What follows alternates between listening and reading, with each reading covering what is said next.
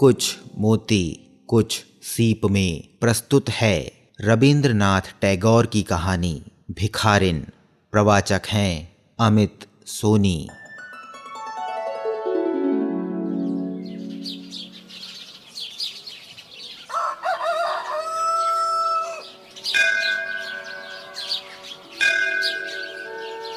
अंधी प्रतिदिन मंदिर के दरवाजे पर जाकर खड़ी होती। दर्शन करने वाले बाहर निकलते तो वह अपना हाथ फैला देती और नम्रता से कहती, बाबूजी, अंधी पर दया हो जाए। वह जानती थी कि मंदिर में आने वाले सहृदय और श्रद्धालु हुआ करते हैं। उसका यह अनुमान असत्य न था। आने जाने वाले 2-4 पैसे उसके हाथ पर रख ही देते। अंधी उनको दुआएं देती और उनकी सहृदयता को सराहती। स्त्रियां भी उसके पल्ले में थोड़ा बहुत अनाज डाल जाया करती थीं।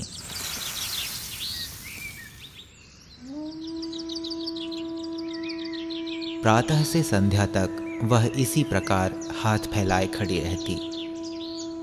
उसके पश्चात मन ही मन भगवान को प्रणाम करती और अपनी लाठी के सहारे झोपड़ी का पथ ग्रहण करती।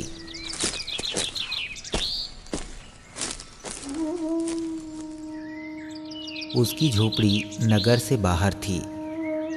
रास्ते में भी याचना करती जाती, किंतु राहगीरों में अधिक संख्या श्वेत वस्त्र वालों की होती, जो पैसे देने की अपेक्षा झिड़कियां दिया करते हैं। तब भी अंधी निराश न होती और उसकी याचना बराबर जारी रहती। झोपड़ी तक पहुंचते पहुंचते उसे 2-4 पैसे और मिल जाते। झोपड़ी के समीप पहुंचते ही एक 10 वर्ष का लड़का उछलता कूदता आता और उससे चिपट जाता। अंधी टटोल कर उसके मस्तक को चूमती। बच्चा कौन है, किसका है, कहाँ से आया, इस बात से कोई परिचय नहीं था।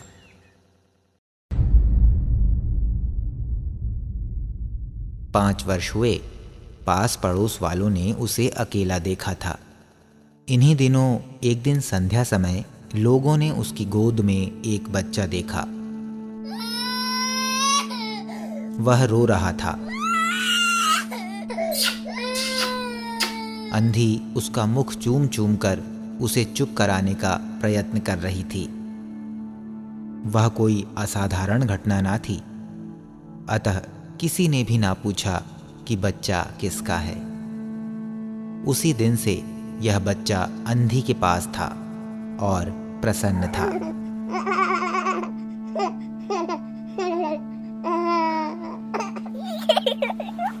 उसको वह अपने से अच्छा खिलाती और पहनाती। अंधी ने अपनी झोपड़ी में एक हांडी गाड़ रखी थी। संध्या समय जो कुछ मांग कर लाती उसमें डाल देती और उसे किसी वस्तु से ढांक देती, इसलिए कि दूसरे व्यक्तियों की दृष्टि उस पर ना पड़े। खाने के लिए अन्न काफी मिल जाता था, उससे काम चलाती। पहले बच्चे को पेट भरकर खिलाती, फिर स्वयं खाती। रात को बच्चे को अपने वक्ष से लगाकर वहीं पड़ी रहती। प्रातःकाल होते ही उसको खिला पिलाकर फिर मंदिर के द्वार पर जा खड़ी होती।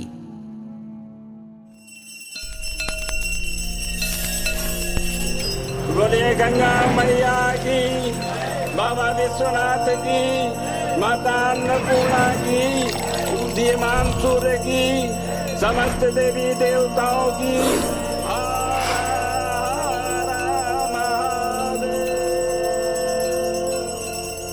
काशी में सेठ बनारसी दास बहुत प्रसिद्ध व्यक्ति हैं।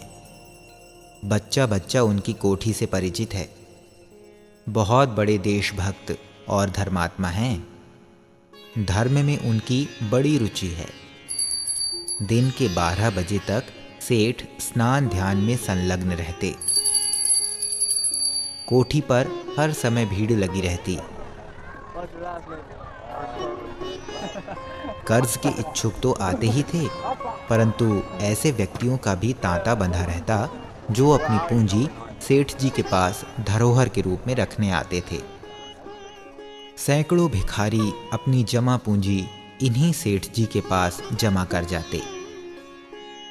अंधी को भी यह बात ज्ञात थी, किंतु पता नहीं अब तक वह अपनी कमाई यहाँ जमा करने में क्यों हिचकिचाती रही। उसके पास काफी रुपए हो गए थे। हांडी लगभग पूरी भर गई थी। उसको शंका थी कि कोई चुरा ना ले। एक दिन संध्या समय अंधी ने वह हांडी उखाड़ी और अपने फटे हुए आंचल में छिपाकर सेठ जी की कोठी पर पहुंची।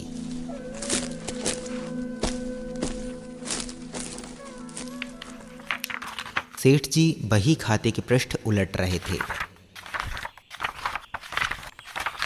उन्होंने पूछा, क्या है बुढ़िया? अंधी ने हांडी उनके आगे सरका दी और डरते डरते कहा, सेठ जी, इसे अपने पास जमा कर लो। मैं अंधी अपाहिज कहाँ रखती फिरूंगी। सेठ जी ने हांडी की ओर देखकर कहा, इसमें क्या है? अंधी ने उत्तर दिया, भीख मांग मांग कर अपने बच्चे के लिए 2-4 पैसे संग्रह किए हैं। अपने पास रखते डरती हूँ। कृपया इन्हें आप अपनी कोठी में रख लें। सेठ जी ने मुनीम की ओर संकेत करते हुए कहा, बही में जमा कर लो। फिर बुढ़िया से पूछा, तेरा नाम क्या है? अंधी ने अपना नाम बताया। मुनीम जी ने नकदी गिनकर उसके नाम से जमा कर ली और वह सेठ जी को आशीर्वाद देती हुई अपनी झोपड़ी में चली गई।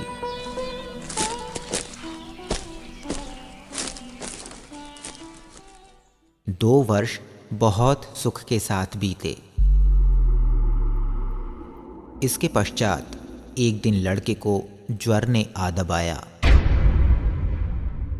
अंधी ने दवा दारू की, झाड़ फूंक से भी काम लिया, टोने टोटके की परीक्षा की, परंतु संपूर्ण प्रयत्न व्यर्थ सिद्ध हुए। लड़के की दशा दिन प्रतिदिन बुरी होती गई। अंधी का हृदय टूट गया। साहस ने जवाब दे दिया, निराश हो गई। परंतु फिर ध्यान आया कि संभवतः डॉक्टर के इलाज से फायदा हो जाए।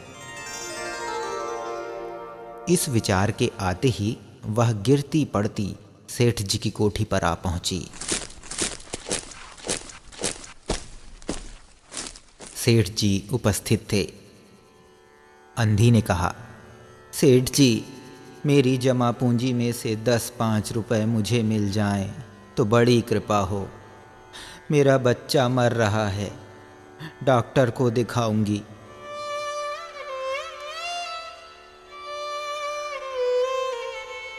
सेठ जी ने कठोर स्वर में कहा, कैसी जमा पूंजी, कैसे रुपए? मेरे पास किसी के रुपए जमा नहीं है। अंधी ने रोते हुए उत्तर दिया, 2 वर्ष हुए मैं आपके पास धरोहर रख गई थी, दे दीजिए, बड़ी दया होगी। सेठ जी ने मुनीम की ओर रहस्यमयी दृष्टि से देखते हुए कहा,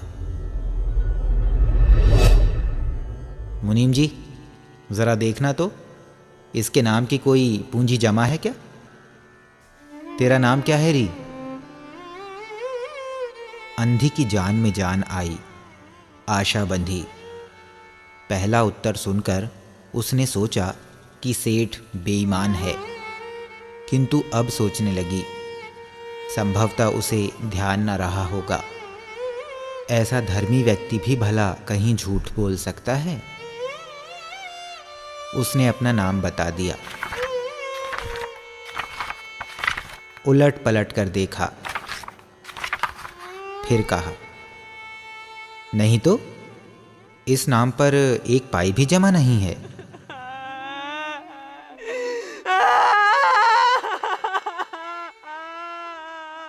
अंधी वहीं जमी बैठी रही। उसने रो रो कर कहा, सेठ जी, परमात्मा के नाम पर, धर्म के नाम पर कुछ दे दीजिए, मेरा बच्चा जी जाएगा। मैं जीवन भर आपके गुण गाऊंगी।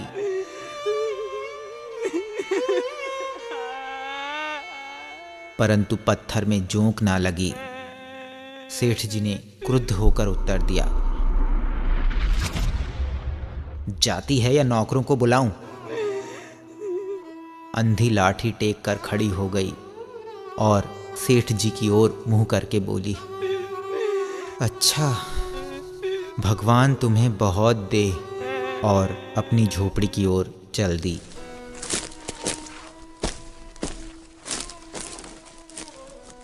यह आशीष ना था, बल्कि एक दुखी का शाप था।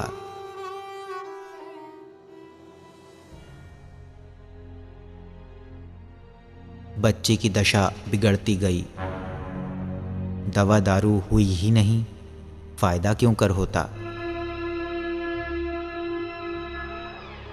एक दिन उसकी अवस्था चिंताजनक हो गई।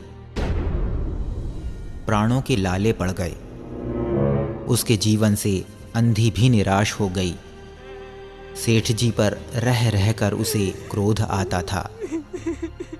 इतना धनी व्यक्ति है, 2-4 रुपए दे देता तो क्या चला जाता। और फिर मैं उससे कुछ दान नहीं मांग रही थी, अपने ही रुपए मांगने गई थी। सेठ जी से घृणा हो गई। बैठे बैठे उसको कुछ ध्यान आया।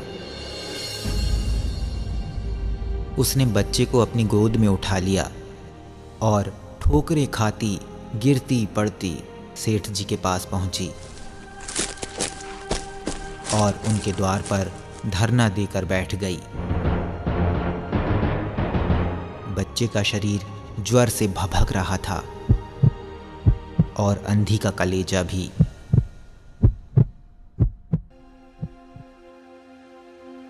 एक नौकर किसी काम से बाहर आया। अंधी को बैठा देखकर उसने सेठ जी को सूचना दी। सेठ जी ने आज्ञा दी कि उसे भगा दो। नौकर ने अंधी से चले जाने को कहा, किंतु वह उस स्थान से ना हिली। मारने का भय दिखाया, पर वह टस से मस ना हुई। फिर नौकर ने अंदर जाकर कहा कि वह नहीं टलती। सेठ जी स्वयं बाहर पधारे। देखते ही पहचान गए।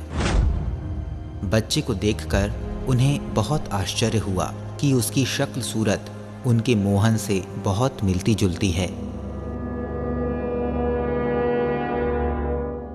7 वर्ष हुए तब मोहन किसी मेले में खो गया था। उसकी बहुत खोज की, पर उसका कोई पता ना मिला। उन्हें स्मरण हो आया कि मोहन की जांघ पर एक लाल रंग का चिन्ह था। इस विचार के आते ही उन्होंने अंधी की गोद के बच्चे की जांघ देखी। चिन्ह अवश्य था, परंतु पहले से कुछ बड़ा। उनको विश्वास हो गया कि बच्चा उन्हीं का है। तुरंत उसको छीनकर अपने कलेजे से चिपटा लिया। शरीर ज्वर से तप रहा था। नौकर को डॉक्टर लाने के लिए भेजा और स्वयं मकान के अंदर चल दिए। अंधी खड़ी हो गई और चिल्लाने लगी, मेरे बच्चे को ना ले जाओ, मेरे रुपए तो हजम कर गए, अब क्या मेरा बच्चा भी मुझसे छीनोगे। सेठ जी बहुत चिंतित हुए और कहा, बच्चा मेरा है, यही एक बच्चा है, 7 वर्ष पूर्व कहीं खो गया था, अब मिला है, सो इसे कहीं नहीं जाने दूंगा और लाख यत्न करके भी इसके प्राण बचाऊंगा। अंधी ने एक जोर का ठहाका लगाया। तुम्हारा बच्चा है, इसीलिए लाख यत्न करके भी उसे बचाओगे। मेरा बच्चा होता तो उसे मर जाने देते। क्यों? यह भी कोई न्याय है? इतने दिनों तक खून पसीना एक करके उसको पाला है, मैं उसको अपने हाथ से नहीं जाने दूंगी। सेठ जी की अजीब दशा थी। कुछ करते धरते बन नहीं पड़ता था। कुछ देर वहीं मौन खड़े रहे, फिर मकान के अंदर चले गए। अंधी कुछ समय तक खड़ी रोती रही, फिर वह भी अपनी झोपड़ी की ओर चल दी।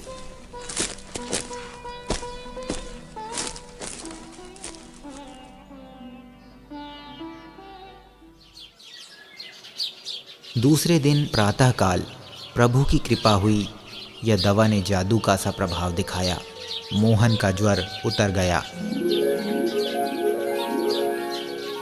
होश आने पर उसने आंख खोली तो सर्वप्रथम शब्द उसकी जबान से निकला, माँ माँ माँ माँ माँ। चहुं ओर अपरिचित शक्लें देखकर उसने अपने नेत्र फिर बंद कर लिए। उस समय से उसका ज्वर फिर अधिक होना आरंभ हो गया। माँ माँ की रट लगी हुई थी। डॉक्टरों ने जवाब दे दिया। सेठ जी के हाथ पांव फूल गए। चहुं ओर अंधेरा दिखाई पड़ने लगा। क्या करूं? एक ही बच्चा है, इतने दिनों बाद मिला भी तो मृत्यु उसको अपने चंगुल में दबा रही है। इसे कैसे बचाऊं? सहसा उसको अंधी का ध्यान आया। पत्नी को बाहर भेजा कि देखो कहीं वह अब तक द्वार पर ना बैठी हो, परंतु वह वहां कहाँ। सेठ जी ने फिटन तैयार कराई और बस्ती से बाहर उसकी झोपड़ी पर पहुंचे।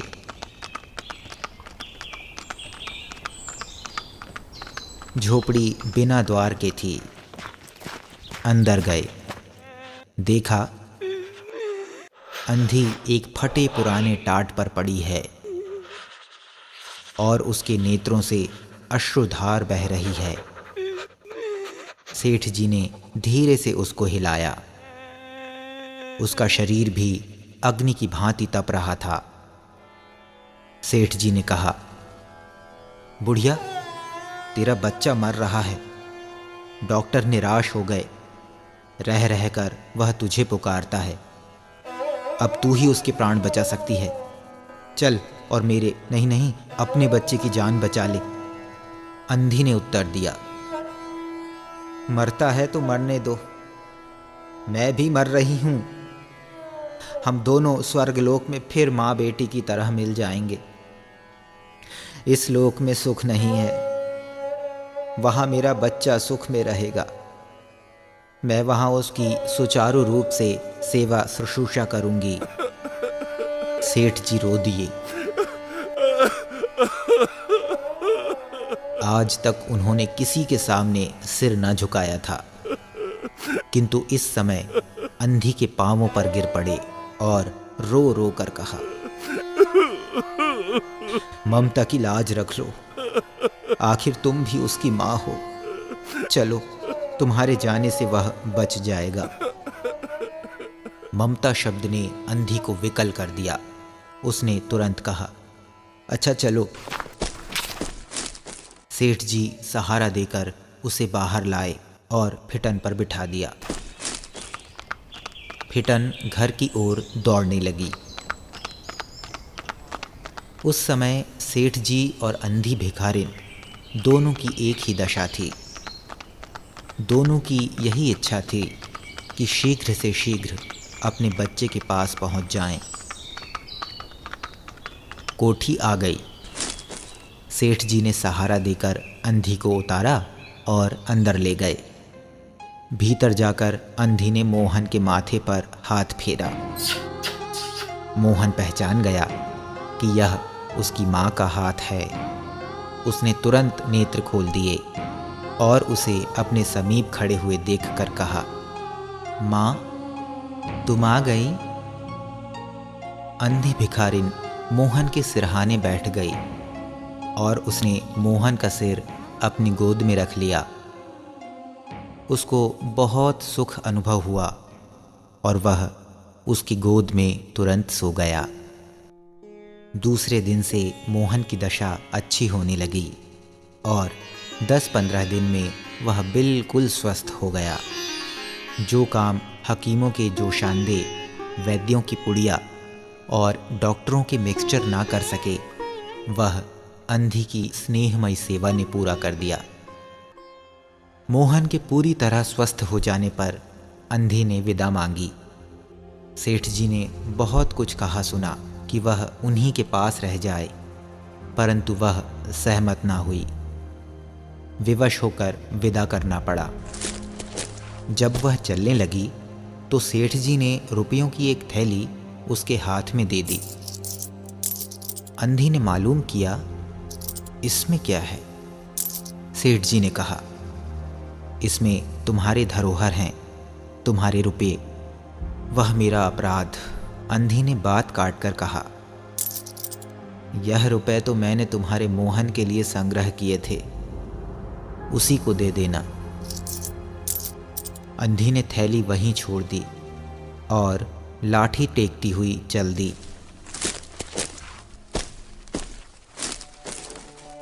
बाहर निकलकर फिर उसने उस घर की ओर नेत्र उठाए। उसके नेत्रों से अश्रु बह रहे थे, किंतु वह एक भिखारिन होते हुए भी सेठ से महान थी। इस समय सेठ याचक था और वह दाता थी।